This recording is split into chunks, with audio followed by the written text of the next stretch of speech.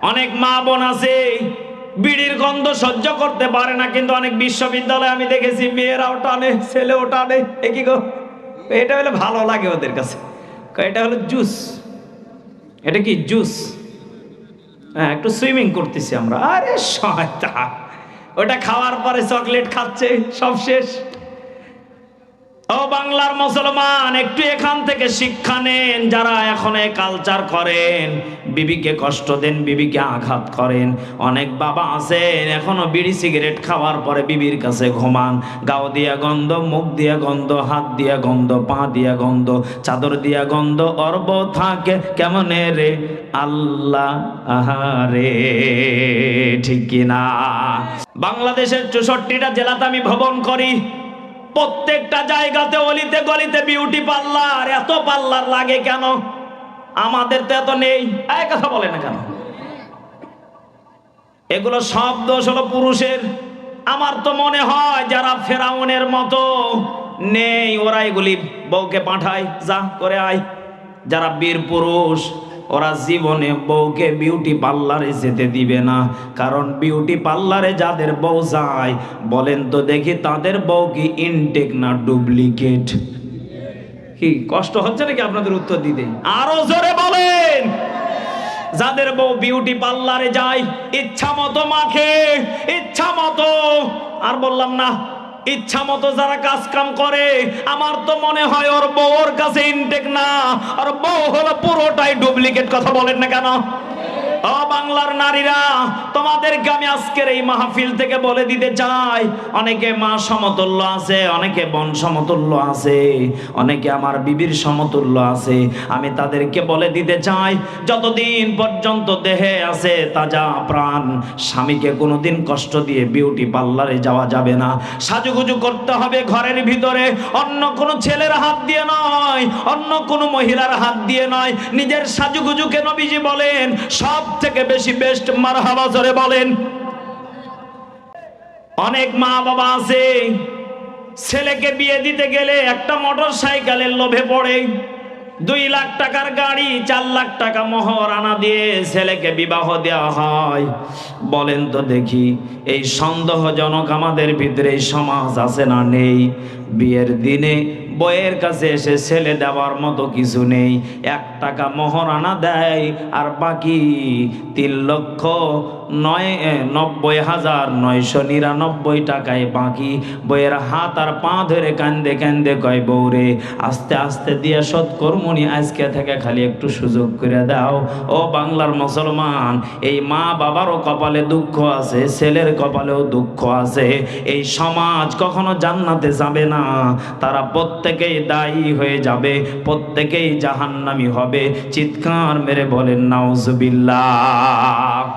বাপের বেটার মতন বিয়ে করতে হবে। শ্বশুর বাড়ির আবদার করা যাবে না। শ্বশুর বাড়ি যেটা দিবে এটা বকশিস বোনাস হিসাবে মেনে নিতে হবে। আগেই কন্টাক্ট, এরপরে বাকিটা দরকার নেই।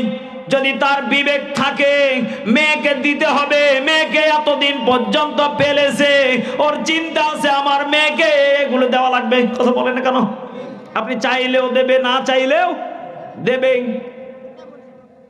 আমার শ্বশুর, আমি যেদিন বিবাহের জন্য যাই, বাস্তব কথা, আমাকে দেখার পরে পছন্দ, মেয়েও পছন্দ। আমি মনে মনে বলতেছি, আল্লাহ এরা তো বড় লোক মানুষ না, জানি ছাতা কি চেয়ে ফেলে। আমার বাবা বলতেছে না আইলেও তো 2 লাখ করবে না। আমি মনে মনে বলতেছি, কিসের 2 লাখ? 30 পারা কোরআনের হাফেজ, 30,000 টাকা দিব, নিলে লেও, না নিলে বিয়ে করবো না, চলে যাব। 3-4 জন বসে আছি। আমার দাদা শ্বশুর বলতেছে, মেজবা কত টাকা দিতে পারবা বলো। আমি মুখটা খুলে সুন্দর করে, যদিও নতুন জামাই একটু টেনশন আছে না নাই, নিচু দিকে মাথা করে সুন্দর করে ভদ্র ভাষায় বললাম, আমি 30 পারা কোরআনের হাফেজ, 30,000 টাকা দিব। যদি আপনাদের বাইনা আবদার যদি না থাকে, আমি বিয়েতে রাজি আছি, আজকেই কবুল, পকেটে হ্যান্ডকাশ টাকা দিমু আর নিয়ে যাবো। সুবহানাল্লাহ কর। দাদা শ্বশুর বলে, সবাই বলো আলহামদুলিল্লাহ, মারহাবা কইতেন না? আরে বীর পুরুষের মতো কাম করা লাগবো। 30,000 টাকা রাতে দিছি, রাতেই বিয়ে করে নিয়ে চলে এসেছি। ও মুসলমান, শ্বশুর বাড়ির কথা যদি এখন আপনাদেরকে বলি হয়তো বলবেন হুজুর এগুলো নিয়েছেন আপনি কি করে। অন্তত পক্ষে আমি যদি এখন আমার বাড়িতে যদি আমি আইন জারি করে চালু করে যদি দেখি আমার বাড়িতে যত কিছু আছে সব শ্বশুর বাড়ির। আরে ভাই নেব না, জোর করে দেয়।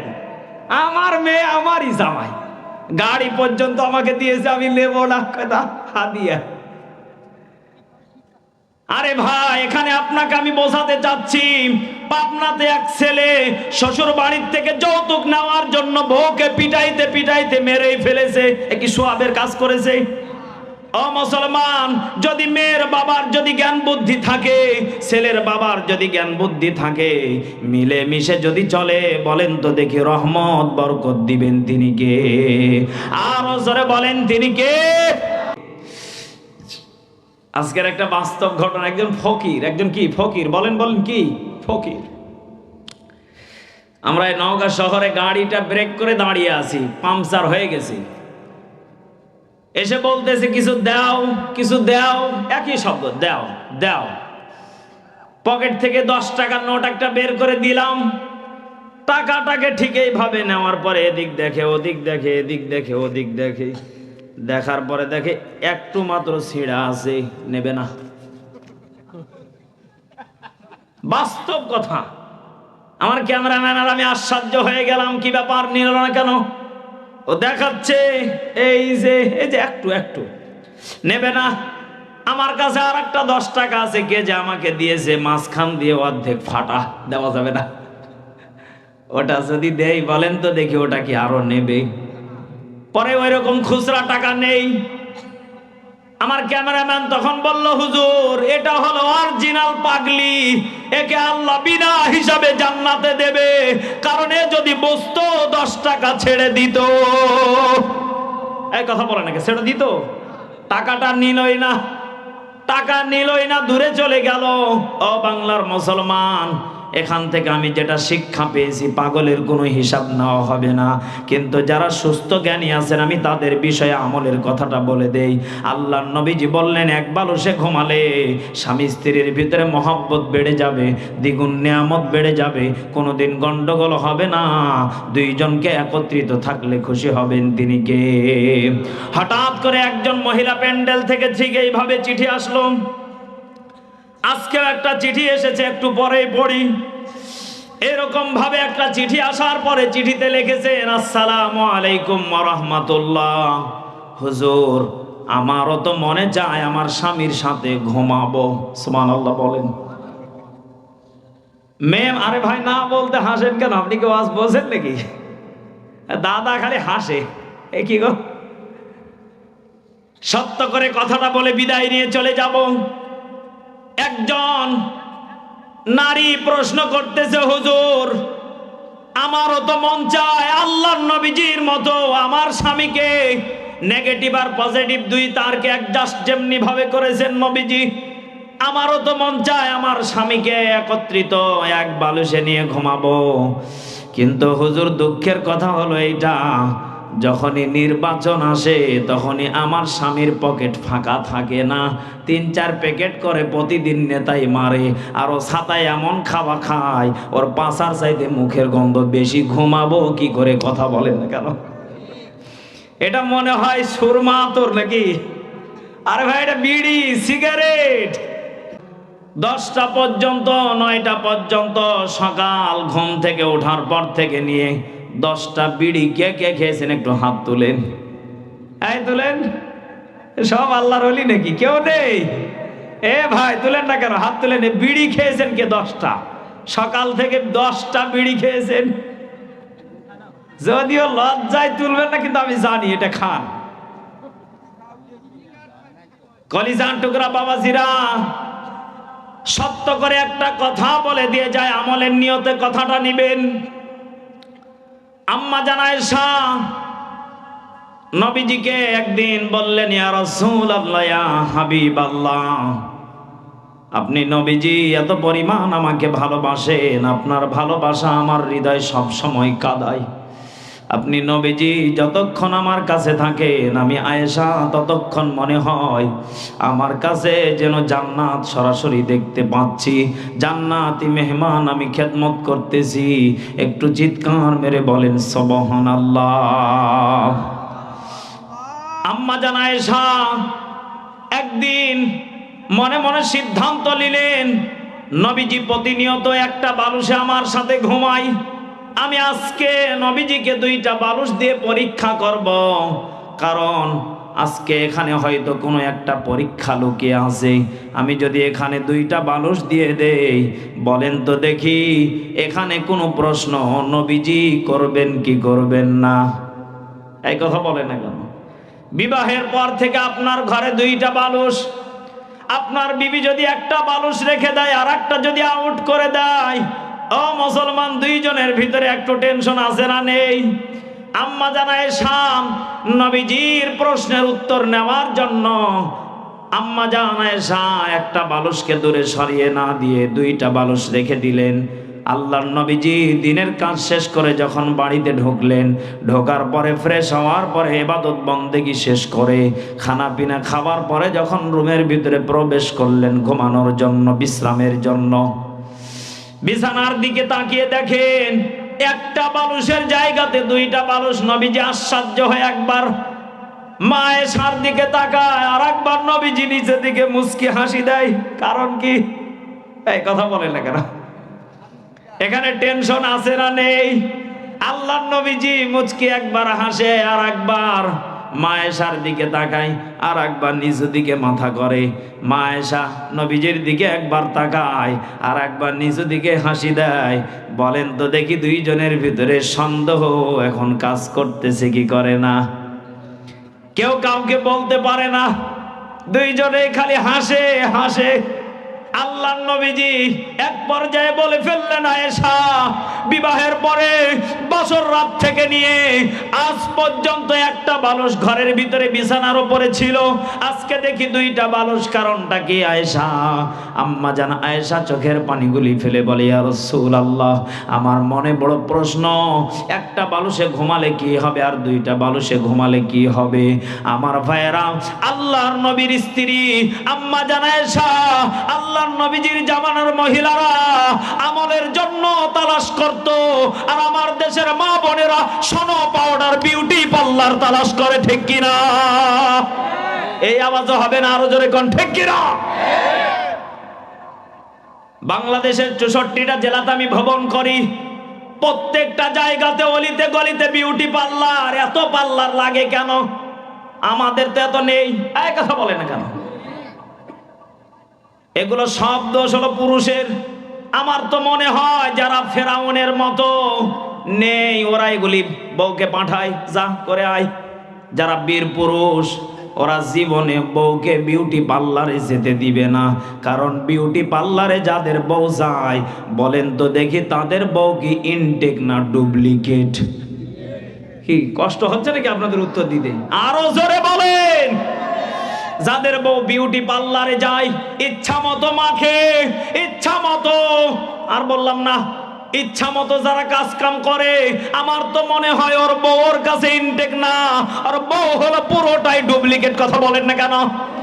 ও বাংলার নারীরা, তোমাদেরকে আমি আজকের এই মাহফিল থেকে বলে দিতে চাই, অনেকে মা সমতুল্য আছে, অনেকে বোন সমতুল্য আছে, অনেকে আমার বিবির সমতুল্য আছে। আমি তাদেরকে বলে দিতে চাই, যতদিন পর্যন্ত দেহে আছে তাজা প্রাণ, স্বামীকে কোনোদিন কষ্ট দিয়ে বিউটি পার্লারে যাওয়া যাবে না। সাজুগুজু করতে হবে ঘরের ভিতরে, অন্য কোনো ছেলের হাত দিয়ে নয়, অন্য কোনো মহিলার হাত দিয়ে নয়। নিজের সাজুগুজুকে নবীজি বলেন সব থেকে বেশি বেস্ট। মারহাবা জোরে বলেন। আমাদের দেশে অনেকের বিয়ে হওয়ার সময় অনেক ভাবিরা আসে, ইচ্ছা মতো ছেলের শরীরে ডলে, ইচ্ছা মতো শরীরে সাবান মাখিয়ে দেয়। বলেন তো দেখি ইসলামে এই বিধানগুলো জায়েজ না না জায়েজ? জায়েজ না জায়েজ? আসলে আমাদের ভিতরে কালচারগুলো থাকা ঠিক না। অনেকে বলে বিয়ে করতেছি 20 বছর পরে একটা দিন তো হবেই। ওরে শয়তান, একটা দিন কবরে যেতে দেরি। আল্লাহর নবীজি বলেন কবর নামক জায়গাতে কোনো ভাবি যাবে না, খালাতো বোন যাবে না, মামাতো বোন যাবে না, আপনজন যারা তোমার বিয়ের দিনে গাও ডলে দিল, ও মুসলমান জেনার পর্যন্ত যারা কাজ করলো, তোমাকে দিয়ে যারা জেনা পর্যন্ত কামাই করলো, তারাও তোমার কবরে যাবে না। সেই দিন তোমার কবরে একা একা তোমাকে থাকতে হবে। বলেন তো দেখি, সেই দিন যদি আপনার আমার আমল যদি জাহান্নামী হয়ে যায়, সেই দিন আমার আপনার আমল করার মতো আর কোনো অপশন আছে? আরো জোরে বলেন আছে? আম্মা জানা আয়েশা আল্লাহর নবীজিকে বললেন, ইয়া রাসূলুল্লাহ, ইয়া হাবিবাল্লাহ, দুইটা বালুস রেখেছি, সমস্যা কোথায়? আল্লাহর নবীজি বললেন, আয়েশা, দুইটা বালুস রাখলে সমস্যা আছে, কারণ দুইটা তার যদি দুই দিকে থাকে, অ্যাডজাস্ট যদি না হয়, বলেন তো দেখি এই জায়গাতে আলো আশা করা যাবে? আরো জোরে। বিদ্যুৎ যেই ব্যক্তি বানিয়েছে, শিক্ষার কথা মনোযোগ দিয়ে শোনেন, বিদ্যুৎ যেই ব্যক্তি তৈরি করেছে, প্রজেক্টটা যেই বানাইছে, ও যদি একটা তার দিয়ে যদি এই প্রজেক্টটা বানাতো, ও জানে একটা তার দিলে আলো জ্বলবে না, ফ্যান ঘুরবে না, কারেন্টের কাজ করবে না। দুইটা বাতির দুইটা তার দিয়েছে, নেগেটিভ আর পজিটিভ। কথা বলে না কেন? আল্লাহ বলেন, তোমাদের বাবা আদমকে যখন জান্নাতে পাঠালাম, তোমার বাবা আদম একা একা জান্নাতের ভিতরে খালি ঘুষুর মুসুর করে। ভাষা কি বোঝেন? খালি জান্নাতের ভিতরে খালি ছটপট ছটপট। এটা একমাত্র বুঝবে যারা অবিবাহিত। এই কথা বলে না কেন? বয়স কত? 18। এখন কি হয়েছে? বিয়ে দেওয়া লাগবে, না হলে বিষ খাবো, না হলে মরে যাব, ফাঁসির দড়িতে ঝুলবো। এমনও সন্তান আছে মা বাবাকে হুমকি দেয় কি দেয় না? জয়পুর হাটবাসী জবান খুলে বলেন, দেয় কি দেয় না? বাবা আদম জান্নাতের ভিতরে খালি ছটপট ছটপট, ভালো লাগে না, টেনশন, চিন্তা। আল্লাহ কিছু করো। আল্লাহ বলে, আদম কি লাগবে সেটা আমি জানি, সময়ের অপেক্ষা আছে না নেই? কষ্ট হচ্ছে নাকি আপনাদের? শেষ করে দেব। বাবা আদমকে আল্লাহ রাব্বুল আলামিন বললেন, ইন্নাল্লাহা মা'আস সাবিরিন, নিশ্চয় যারা সবরকারী ধৈর্যশীল, আমি আল্লাহ রাব্বুল আলামিন তাদের সঙ্গে আছি। একটু জোরে সরে বলেন সুবহানাল্লাহ। ঈমানের পথে অবিচল থেকে আমার মরণ যেন হয়, কোরআনের পথে অবিচল থেকে আমার মরণ যেন হয়। আমিন বলেন। তোমারই কাছে মিনতি আমার, ঠিক কি না? তোমারই কাছে মিনতি আমার, হে রহিম দয়াময়, ঈমানের পথে অবিচল থেকে আমার মরণ যেন হয়, কোরআনের পথে অবিচল থেকে আমার মরণ যেন হয়। জোরে বলেন আমিন। কলিজার টুকরা বাবাজিরা, তাহলে বলেন তো দেখি, ইমানের পথে মরতে গেলে আমি যা বলছি এগুলো আমল করা দরকার আছে না নেই? বাবা আদমকে ধৈর্য ধারণ করতে বললেন, তিনি কে? আরো জোরে সবাই মুখ খুলে বলেন, কে? আল্লাহ বললেন, আদম ধৈর্য ধারণ করো, ভালো কিছু আছে। কষ্টের পরে সুখ, আর কষ্টের পরে যেই সুখটা আসে এটা একটু বেশি মিষ্টি হয়।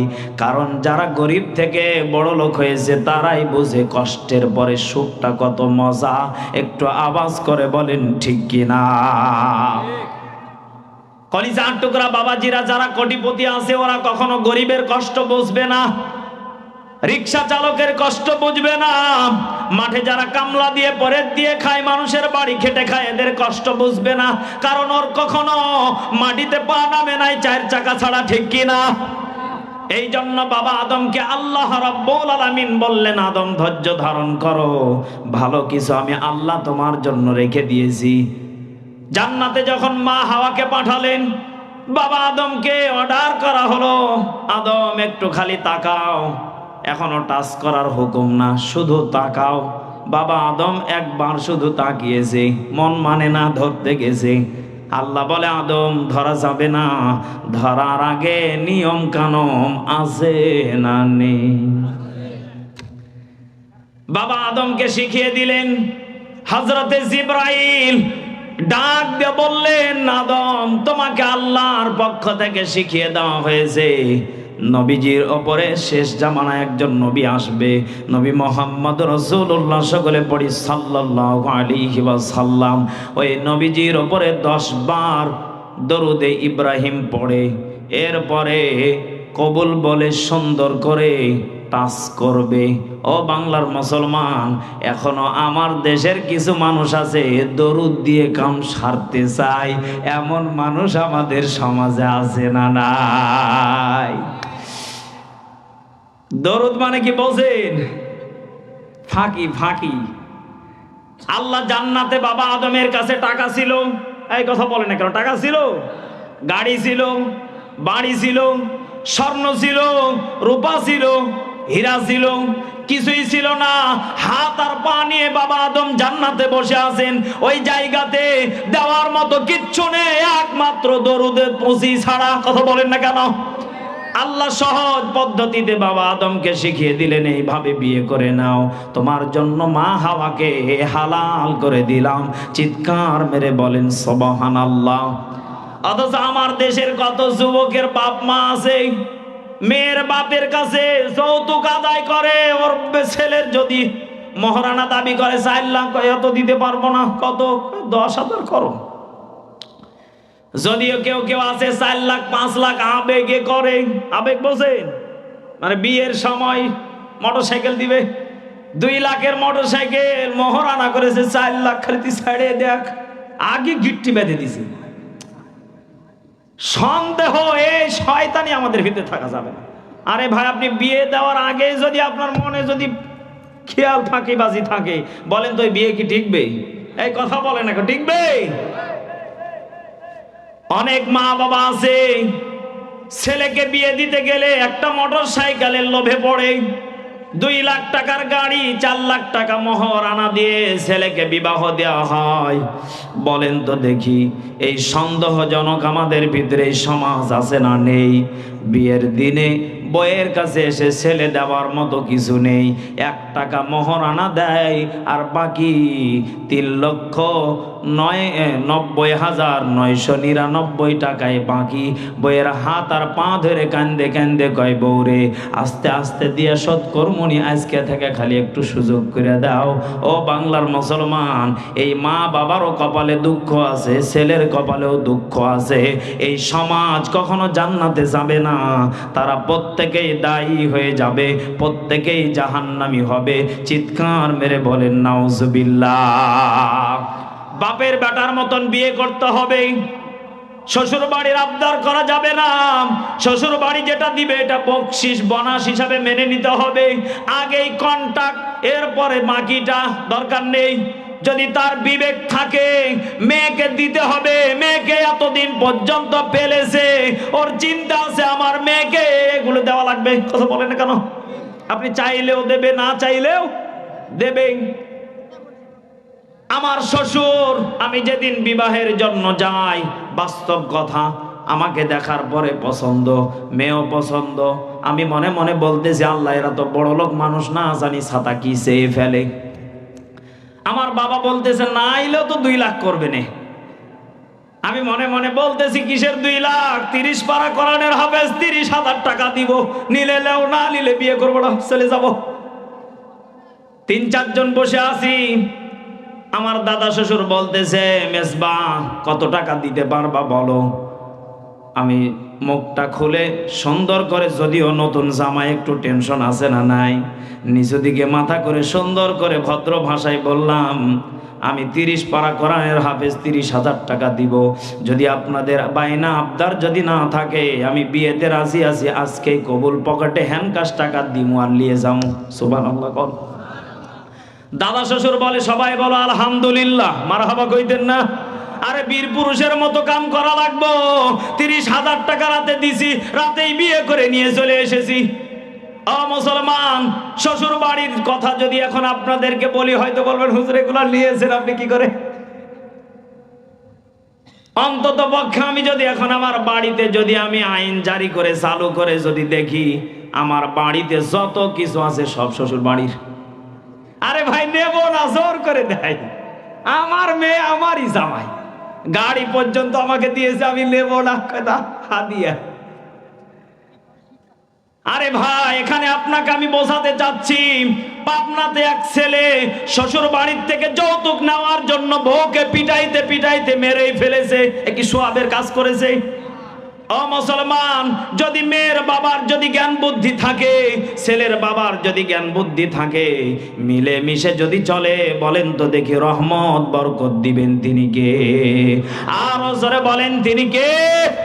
আম্মা জান আয়েশা বললেন, ইয়া রাসূলুল্লাহ, ইয়া হাবিবাল্লাহ, দুইটা তার দুই দিকে বুঝলাম না। আল্লাহর নবীজি বললেন, আয়েশা, একটা বালুসে যখন ঘুমাবো, দুইজনের মাথার বডি যখন কাছাকাছি থাকবে, ফাঁকা যে জায়গা থাকার অপশন ছিল, এই জায়গাটা বন্ধ হয়ে যাবে, শয়তান দূরে চলে যাবে, দুইজনের ভিতরে ফাঁকা গ্যাপ থাকবে না, রহমত আর বরকত দিয়ে ভরপুর করে দিবেন তিনি কে? আরো জোরে বলেন তিনি কে? আল্লাহ রাব্বুল আলামিন বলেন, ইয়া আইয়ুহাল্লাযীনা আমানুত্তাকুল্লাহা হাক্কা তুকাতিহি ওয়া লা তামুতুন্না ইল্লা ওয়া আনতুম মুসলিমুন। আল্লাহ রাব্বুল আলামিন বললেন, ইয়া আইয়ুহাল্লাযীনা আমানুত্তাকুল্লাহ, হে ঈমানদারগণের, আমি আল্লাহকে ভয় করো, হাক্কা তুকাতিহি, হকের পথে চলো। হক আমাদের ভিতরে আছে? এ ভাই কথা বলেন না কেন? আছে, আছে, হক নেই। আজকের একটা বাস্তব ঘটনা, একজন ফকির, একজন কি ফকির, বলেন বলেন কি ফকির। আমরা এই নওগাঁ শহরে গাড়িটা ব্রেক করে দাঁড়িয়ে আছি, পাংচার হয়ে গেছে। এসে বলতেছে, কিছু দাও, কিছু দাও, একই শব্দ, দাও দাও। পকেট থেকে 10 টাকার নোট একটা বের করে দিলাম, টাকাটাকে ঠিক এইভাবে নেওয়ার পরে এদিক দেখে ওদিক দেখে, এদিক দেখে ওদিক দেখে, দেখার পরে দেখে একটু মাত্র ছিঁড়া আছে, নেবে না। বাস্তব কথা। আমার ক্যামেরাম্যান আর আমি আশ্চর্য হয়ে গেলাম, কি ব্যাপার, নিল না কেন? ও দেখাচ্ছে এই যে একটু একটু, নেবে না। আমার কাছে আর একটা 10 টাকা আছে, কে যে আমাকে দিয়েছে, মাঝখান দিয়ে অর্ধেক ফাটা, দেওয়া যাবে না। ওটা যদি দেই, বলেন তো দেখি ওটা কি আরো নেবে? পরে ওই রকম খুচরা টাকা নেই। আমার ক্যামেরাম্যান তখন বলল, হুজুর, এটা হলো অরিজিনাল পাগলি, একে আল্লাহ বিনা হিসাবে জান্নাতে দেবে, কারণ এ যদি বসতো 10 টাকা ছেড়ে দিত। এই কথা বলে নাকি, ছেড়ে দিত? টাকাটা নিলই না, টাকা নিলই না, দূরে চলে গেল। ও বাংলার মুসলমান, এখান থেকে আমি যেটা শিক্ষা পেয়েছি, পাগলের কোনো হিসাব নেওয়া হবে না। কিন্তু যারা সুস্থ জ্ঞানী আছেন, আমি তাদের বিষয়ে আমলের কথাটা বলে দেই। আল্লাহর নবীজি বললেন, এক বালুসে ঘুমালে স্বামী স্ত্রীর ভিতরে মহব্বত বেড়ে যাবে, দ্বিগুণ নিয়ামত বেড়ে যাবে, কোনোদিন গন্ডগোল হবে না, দুইজনকে একত্রিত থাকলে খুশি হবেন তিনি কে? হঠাৎ করে একজন মহিলা প্যান্ডেল থেকে ঠিক এইভাবে চিঠি আসলো। আজকেও একটা চিঠি এসেছে, একটু পরেই পড়ি। এরকম ভাবে একটা চিঠি আসার পরে চিঠিতে লিখেছেন, আসসালামু আলাইকুম ওয়া রাহমাতুল্লাহ। হুজুর, আমারও তো মনে চায় আমার স্বামীর সাথে ঘুমাবো। সুবহানাল্লাহ বলেন। মেম, আরে ভাই না বলতে হাসেন কেন? আপনি কি ওয়াজ বোঝেন নাকি? দাদা খালি হাসে, এ কি গো? সত্য করে কথাটা বলে বিদায় নিয়ে চলে যাব।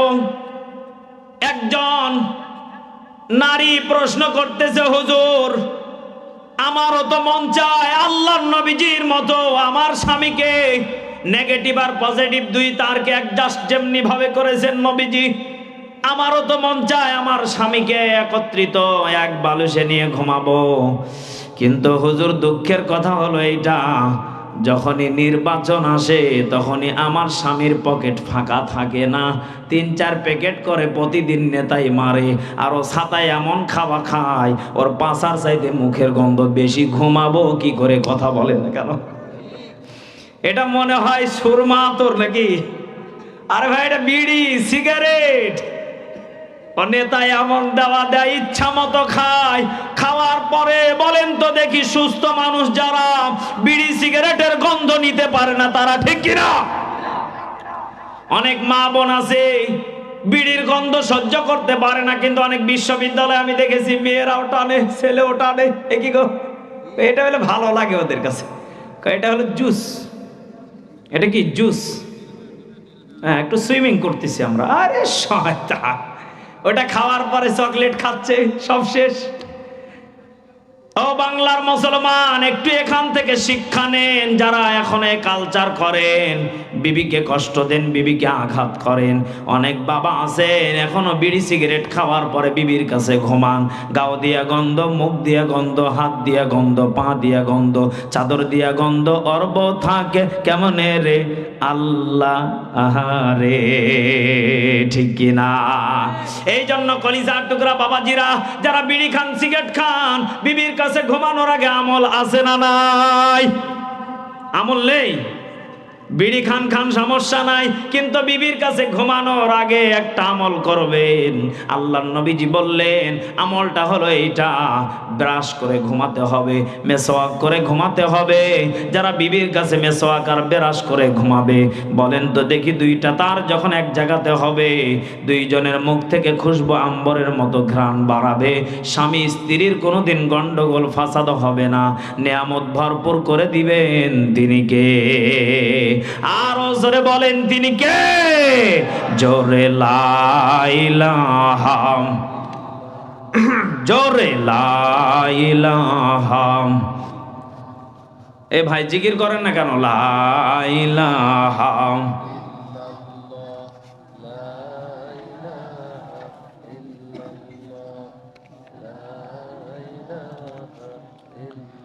মোহাম্মদ, লা ইলাহা জোরে লা ইলাহা। এখানে একজন প্রশ্ন করেছেন, আসসালামু আলাইকুম হুজুর, এই এলাকায় আগে আপনার ওয়াজ হয় নাই, তাই সারা দেশে আপনার পরিচিতি থাকলেও এই এলাকায় মানুষ আপনাকে চিনতে পারেনি, এটা দুঃখজনক। হুজুর, আলোচনার মাঝে 2-1 বক্তার কণ্ঠে আলোচনা করার অনুরোধ করছি, আশা করছি উপস্থিত বাড়বে ইনশাআল্লাহ। দোকানে অনেকে মানুষ ভিড়। আসলেই বাংলাদেশের 64টা জেলাতে যায়, সব জায়গাতে হাজার হাজার মানুষ হয়, কিন্তু জয়পুরহাটের মানুষ কোরআন প্রেমিক আমি যতটুকু জানি, কিন্তু মাহফিলে আসতে চায় না। এর রোগ কি বলে দেব আমি? এর রোগ হচ্ছে একটাই, সেটা হলো এরা হচ্ছে মেয়ের পাগল বেশি। আমি এখানে যত মানুষ দেখছি সব দাদা আর নানা, একটা যুবক আছে এখানে হাতে গোনা কয়েকটা, বাকিগুলা সব দেখেন ওই দোকানে কিন্তু দাদা নানা নেই, যা আছে সব আপনার মেয়ে আর ছেলে। এক কথা বলে না কেন?